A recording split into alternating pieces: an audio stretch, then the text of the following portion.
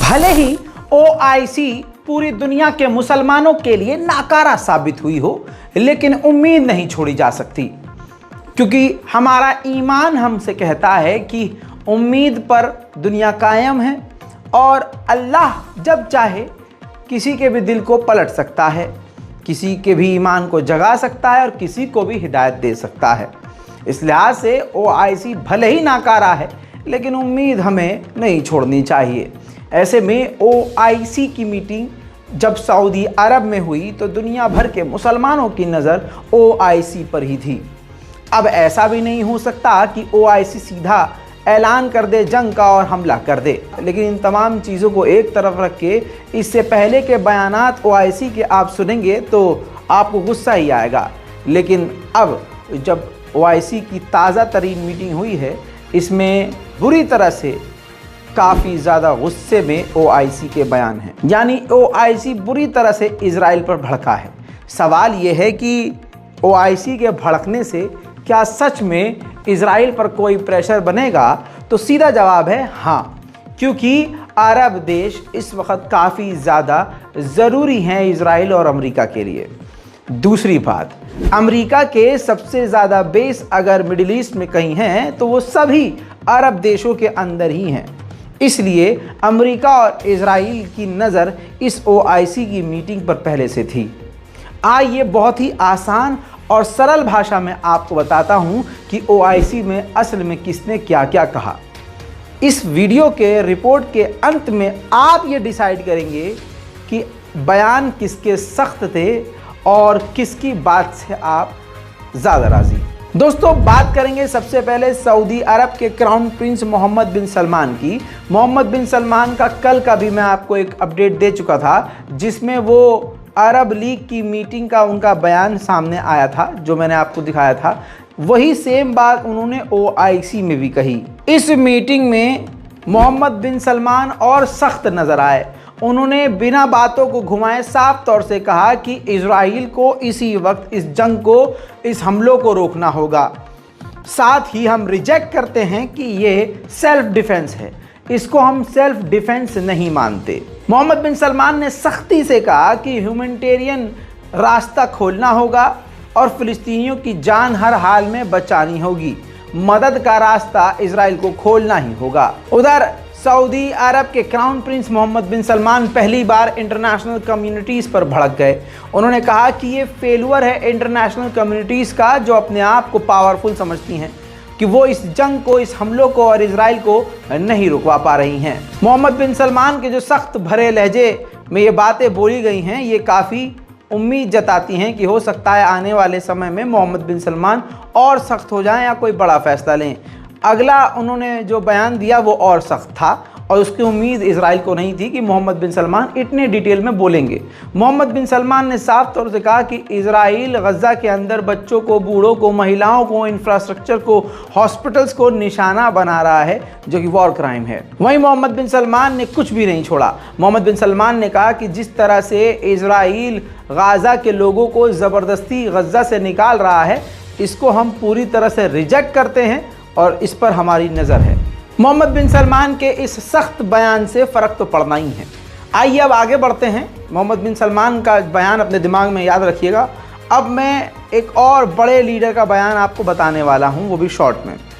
तुर्की, OIC में ही तुर्की के रजब Tayyip Erdogan बुरी तरह से वो भी भड़के हैं और अभी जो तुर्की में रहकर वो बड़े बड़े बयानात दे रहे थे, उससे बढ़ चढ़कर उन्होंने ओआईसी के अंदर बयान दिए हैं। अपने घर के अंदर एक छोटी सी मीटिंग और कॉन्फ्रेंस में आकर बयान देकर वापस अपने घर चले जाना वो बात अलग है, लेकिन ओआईसी के प्लेटफॉर्म पर खड़े होकर सबसे ऊंची आवाज़ में इजराइल को ललकारना ये भी एक बड़ी बात है। आपको बता दूं, तुर्की ने ये कहा, यानी रजब तैयब एर्दोगान ने कहा कि इजराइल को अपना अंजाम भुगतना होगा, इसका खामियाजा भुगतना होगा जो उसने गाज़ा के अंदर तबाही मचाई है। साथ में तुर्की ने यह भी कहा, एर्दोगान ने यह भी कहा कि ओआईसी को फंड रेज करना चाहिए, पैसा इकट्ठा करना चाहिए और पैसा गज़ा को देना चाहिए कि पूरा फिर से वो वैसे ही बनकर तैयार हो सके। रजब तैयब एर्दोगान ने साफ तौर से ये भी कहा कि इन हमलों को और इन बर्बादियों को और इन टकराव को ख़त्म करने के लिए टू स्टेट सॉल्यूशन ज़रूरी है। साथ में उन्होंने बड़ी बात कही कि जेरूशलम जो है हमारी रेड लाइन है।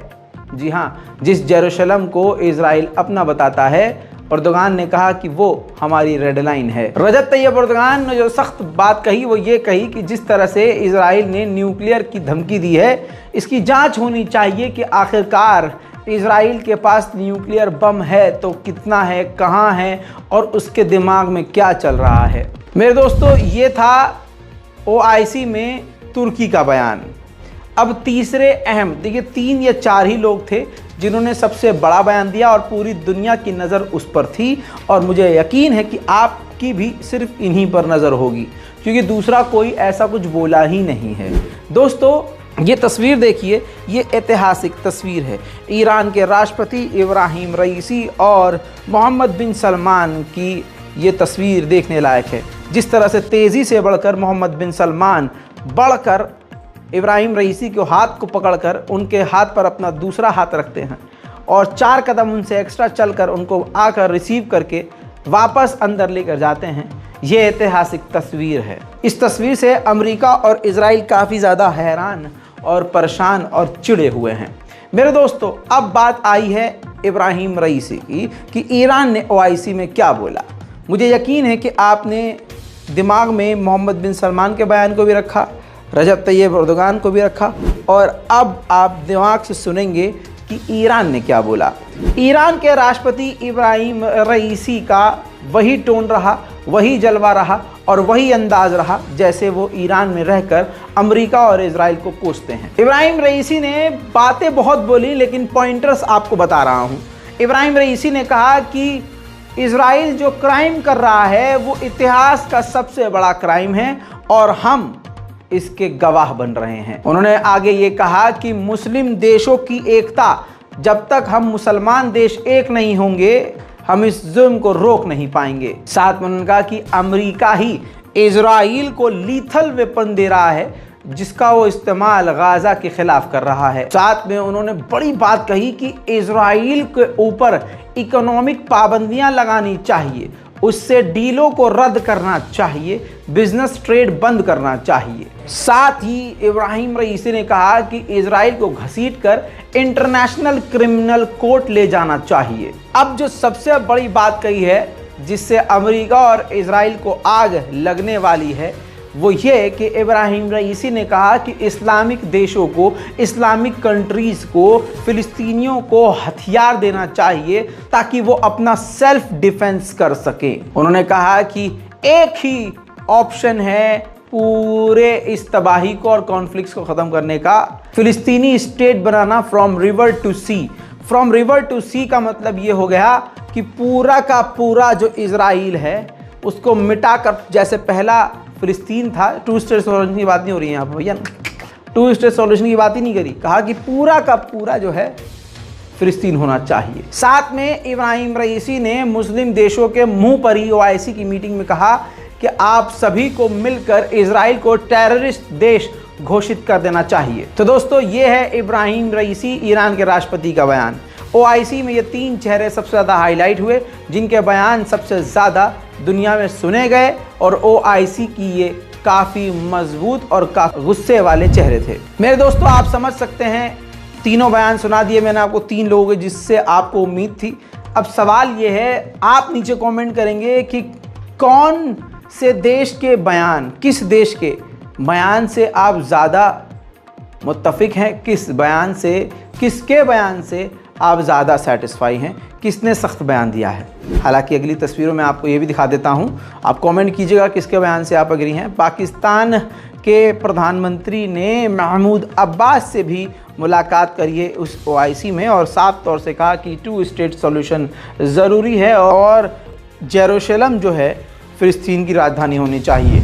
उसके बाद दोस्तों, ऐतिहासिक तस्वीर का समय आपके सामने ये है, पूरे सारे के सारे 51 देशों की लिस्ट, 51 देशों के प्रधानमंत्री और राष्ट्रपति एक साथ एक फ्रेम में। ऐतिहासिक तस्वीर, दुनिया इन तस्वीरों को बड़े ही ध्यान से देखती है। क्योंकि ये है ऑर्गेनाइजेशन ऑफ इस्लामिक कॉरपोरेशन। उधर अरब और ओआईसी ने दोनों ऑर्गेनाइजेशन ने मिलकर कहा है कि इजराइल जो लीथल वेपन और केमिकल वेपन का इस्तेमाल कर रहा है वो इसी वक्त बंद हो। वहीं ओआईसी और अरब लीग ने साफ तौर से ये भी कहा है कि इंटरनेशनल क्रिमिनल कोर्ट को ये जांच करनी चाहिए कि किस तरह से अंतर्राष्ट्रीय कानून का उल्लंघन और वॉर क्राइम किया है इजराइल ने। वहीं ओआईसी और अरब लीग ने यह भी कहा है दुनिया भर के देशों से कि आप लोग हथियार देना इजराइल को बंद कर दें, जिन हथियारों का इस्तेमाल वो गाजा के लोगों का जेनोसाइड करने के लिए कर रहा है। अरब लीग ओआईसी ने आगे ये भी कहा कि इजराइल और आसपास के देश अपनी आज़ादी को जब तक एंजॉय नहीं कर सकते जब तक खुद फिलिस्तीन को आज़ादी नहीं दी जाती। दोस्तों, ये इस पूरी रिपोर्ट में ओआईसी और अरब लीग के तमाम बयान आपको मैंने बता दिए हैं, वो भी आपके सामने रख दी है। किसके बयान से आप सहमत हैं नीचे कमेंट कीजिए और इस रिपोर्ट को शेयर करना मत भूलिएगा। जय हिंद।